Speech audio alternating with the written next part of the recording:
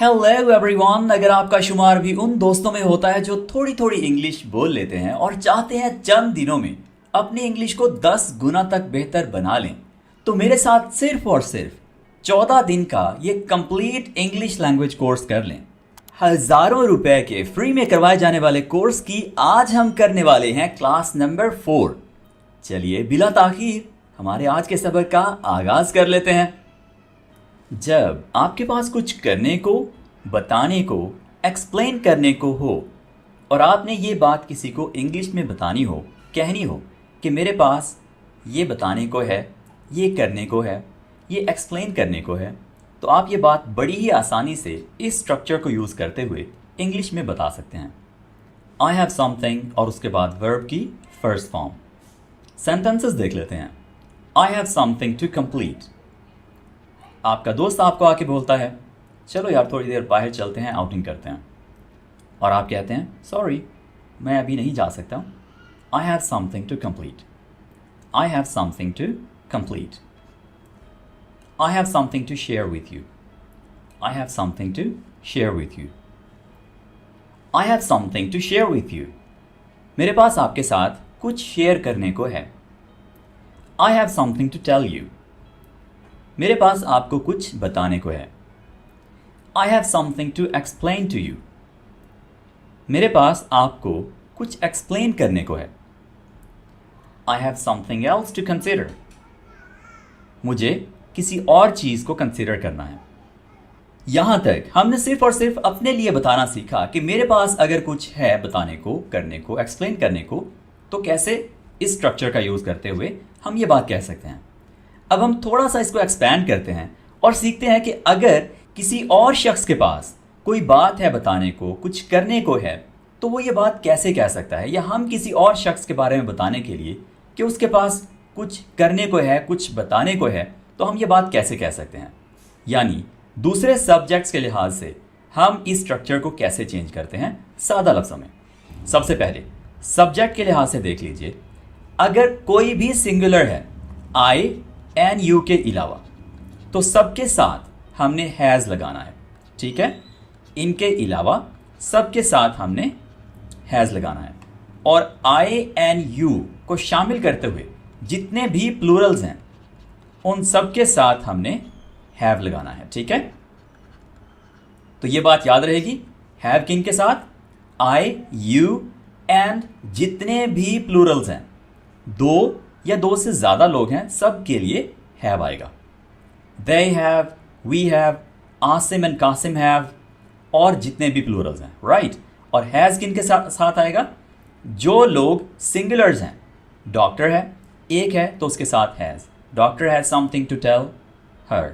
Okay, इसी तरह से कोई भी एक शख्स है तो सबके लिए हैज़, और जितने भी प्लूरल्स हैं उनके साथ हैव, और आई के साथ भी हैव और यू के साथ भी हैव।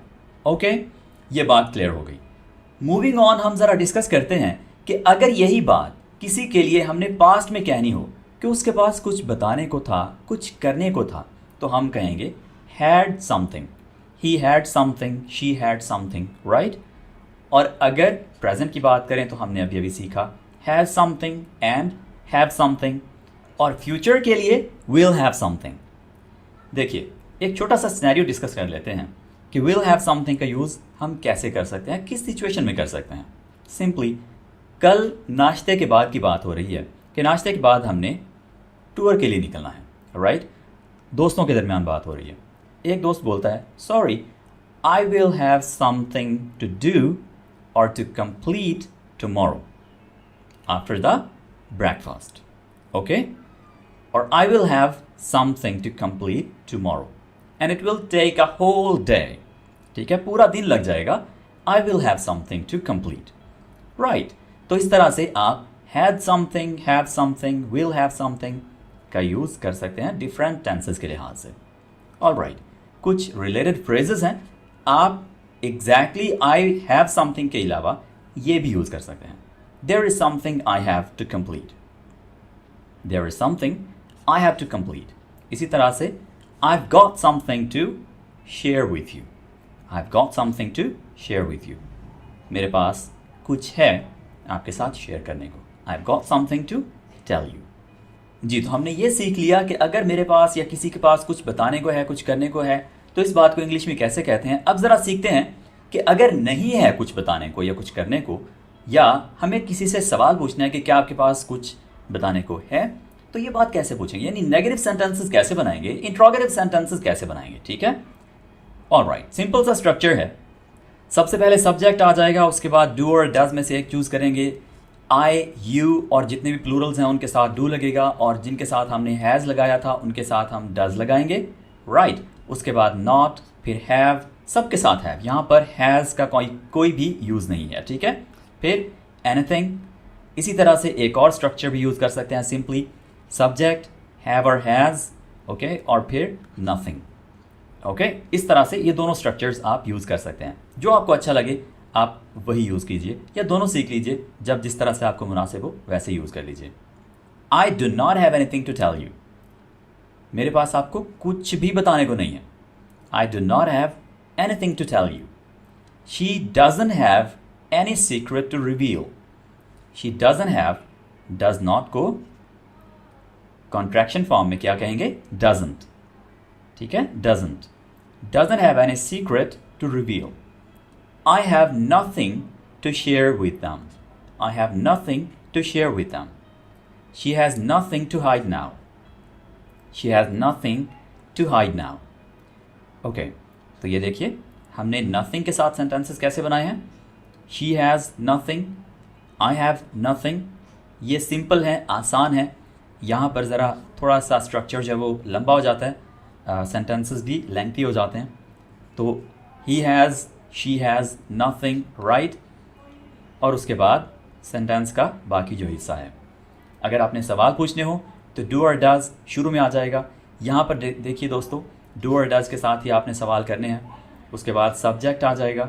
याद रखिए, एक बात मैं बार बार रिपीट कर रहा हूँ कि किन के साथ डू लगेगा, आई, यू और जितने भी प्लूरल्स हैं सबके साथ डू लगेगा, और जितने भी सिंगुलर्स हैं इसके अलावा सबके साथ डज लग जाएगा।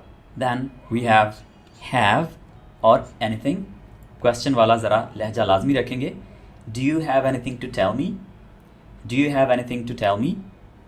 Does she have any secret to reveal, does she have anything to give him. ठीक है, क्या उसके पास उसे कुछ देने के लिए है, देने को है। राइट, तो इस तरह से हमने बड़ी ही आसानी से आई हैव समथिंग सीखते हुए बहुत सारी और बातें सीख ली हैं। दोस्तों, हमारा पहला स्ट्रक्चर कंप्लीट हो गया है।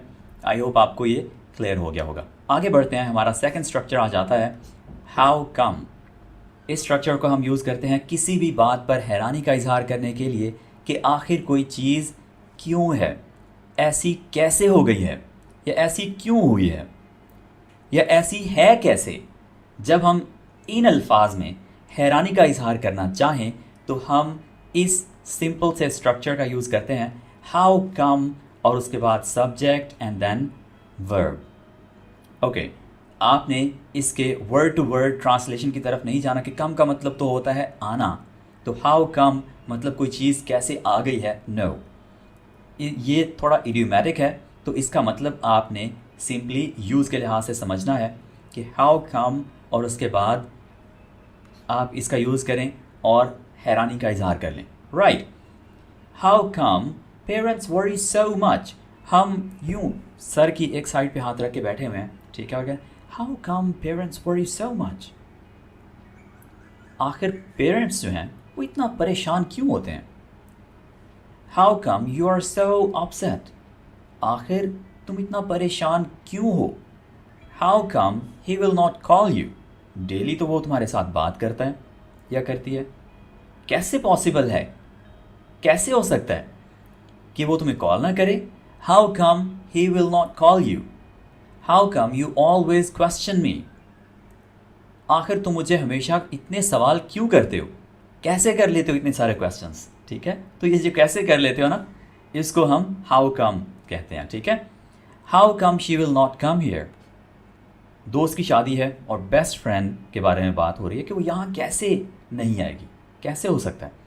How come she will not come here. ठीक है, ओके, अब तक हमने मिक्स्ड सेंटेंसेस डिस्कस किए। अब ज़रा बात कर लेते हैं ऐसे सेंटेंसेस की जो पास्ट के लिहाज से हैं, नेगेटिव सेंटेंसेस हैं, और फ्यूचर के लिहाज से हम यही हाउ कम यानी हैरानी वाली बातें कैसे कर सकते हैं। सबसे पहले पास्ट के लिहाज से देख लेते हैं। हाउ कम, उसके बाद सब्जेक्ट आ जाएगा और वर्ब की सेकंड फॉर्म आएगी, ठीक है। How come she went home early, how come she went home early, क्यों, आखिर वो क्यों जल्दी घर चली गई, उसे तो शादी ख़त्म होने तक यही होना चाहिए था, because she is the best friend of the bride, वो दुल्हन की बेस्ट फ्रेंड है तो उसको शादी ख़त्म होने तक यही होना चाहिए था, तो वो जल्दी क्यों चली गई। ओके, तो यहाँ देखिए वर्ब की कौन सी फॉर्म, सेकंड फॉर्म, राइट। तो इस तरह से हम पास्ट के लिहाज से किसी बात पर हैरानी का इजहार कर सकते हैं, ठीक है। अब ज़रा नेगेटिव सेंटेंसेस कैसे बना सकते हैं। How come you aren't ready, how come you aren't ready, तुम तैयार क्यों नहीं हुए हो, ठीक है। तो ये वाई, हैरानी वाले वाई के लिए भी हम हाउ कम का यूज़ करते हैं। How come you aren't ready, okay. फिर फ्यूचर के लिहाज से how come you want join us for dinner tomorrow, ऐसा हो कैसे सकता है कि तुम कल हमें डिनर के लिए ज्वाइन ना करो। तो किसी बहुत ही करीबी दोस्त के लिए बात हो रही है, जिगरी यार के लिए बात हो रही है। How come you want join us for dinner tomorrow, want का मतलब है विल एंड नॉट, ठीक है। विल नॉट इकट्ठा होके कॉन्ट्रैक्शन बन के क्या बन जाता है, want, want. How come you want join us for dinner tomorrow, तो इस तरह से हैरत का इजहार करने के लिए फ्यूचर के लिहाज से हम वॉन्ट का यूज़ कर सकते हैं या विल का यूज़ कर सकते हैं सिंपल अफर्मेटिव सेंटेंसेस में। जी, तो how come I hope clear हो गया होगा आपको। हाउ कम पर आप कुछ और सेंटेंसेस भी देखिए, गूगल कीजिए ताकि आपको ये मज़ीद क्लियर हो जाए, या अगर इसके रिलेटेड कोई भी आपके माइंड में क्वेश्चन है तो आप हमें कमेंट्स में पूछ सकते हैं। Let's continue and discuss the third structure of the day, जो कि है it looks like. It looks like, अगर कोई एक चीज़ किसी दूसरी चीज़ के जैसे लगती है तो हमें सिंपली इस स्ट्रक्चर का यूज़ करते हुए ये बात इंग्लिश में बता लेनी है। इट लुक्स लाइक, किसी चीज़ की तरफ आप इशारा करके बोल रहे हैं कि वो किसी और चीज़ के जैसी लगती है जिसका आपने यहाँ पर नाम बताना है। लुक्स लाइक, इट के साथ हमेशा ये एस, वर्ब के साथ एस आएगा, ठीक है।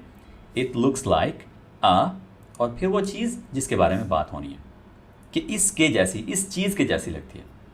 Okay, it looks like a balloon, it looks like a jellyfish, it looks like a banana, it looks like a fish, it looks like a rat.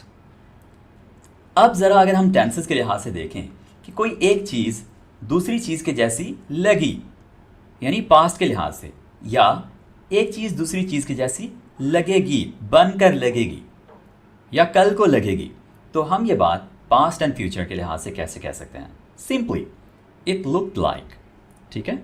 यहाँ पर second form of the verb use कर लेंगे, it looked like, और उसके बाद बाकी सारा structure वैसे ही रहेगा। ओके, और फ्यूचर के लिए इट विल लुक लाइक, ठीक है, ये लगेगी के जैसी, जो यहाँ चीज़ जिसका हम नाम लेंगे, ठीक है। It will look like, for example इन्हीं सेंटेंसेस को ही कह सकते हैं हम। It looked like a balloon, it looked like a balloon, it will look like a banana. अब ज़रा बात करते हैं, अगर हमें लग रहा है कि ऐसा होने वाला है, ऐसा लगता है कि ये होने वाला है या ये होगा, यानी पॉसिबिलिटी है या प्रेडिक्शन है, ऐसे चांसेस हैं, तो हम सिंपली इट लुक्स लाइक और उसके बाद क्या होने वाला है ये बात कह सकते हैं, ठीक है। It looks like it's going to rain, it looks like यानी ऐसा लगता है।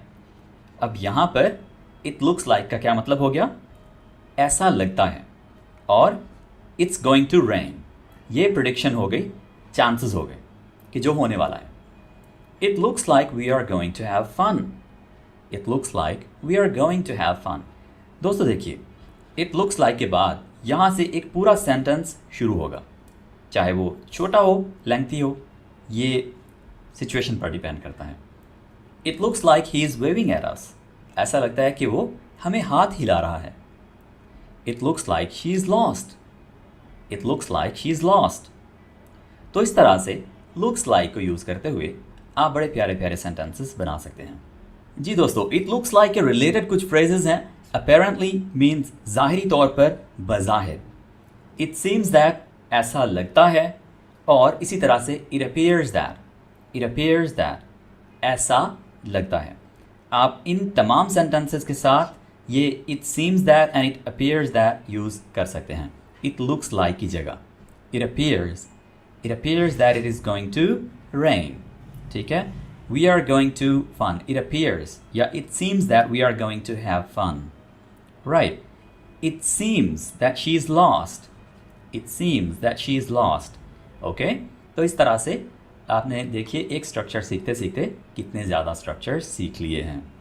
आगे बढ़ते हैं और इसी स्ट्रक्चर के negative sentences and interrogative sentences कैसे बनाने हैं ये ज़रा क्विकली सीख लेते हैं।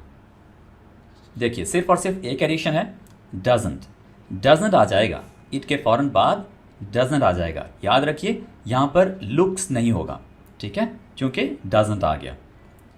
It doesn't look like a balloon, it doesn't look like a balloon, ये बलून के जैसी नहीं लगती।